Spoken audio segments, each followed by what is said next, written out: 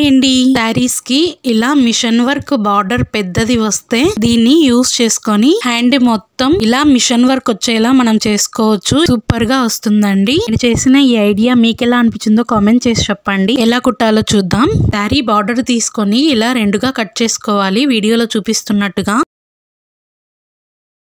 ఇలా 2 పీసెస్ వస్తాయి చూడండి. హ్యాండ్ కి ఇలా లేస్ వచ్చింది ఫస్ట్ వన్, ఇలా వర్క్ ఉండేది సెకండ్ వన్. ఇలా ఒకదాని మీద ఒకటి పెట్టి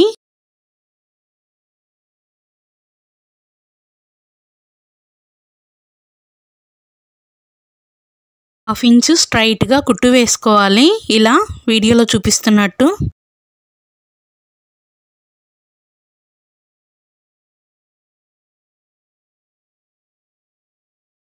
రెండో కుట్టు కూడా వేసుకోవాలి. గట్టిగా ఉంటుందండి, ఊడిపోకుండా.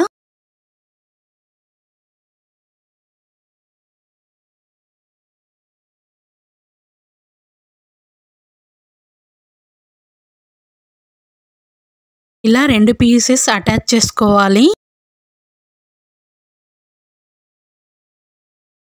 ఇలా ఉంటుందండి.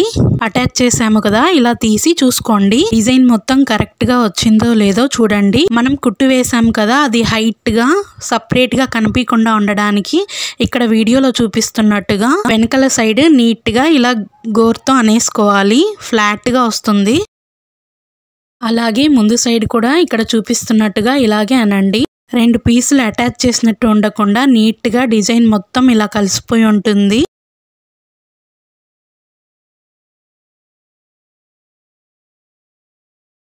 ఇక్కడ వర్క్ ఉంది కదా, అందుకనే నేను ఐరన్ కూడా చేస్తున్నాను. ఇలాగే చేసుకోండి. ఫస్ట్ ఇలా వెనకాల సైడ్ చేసి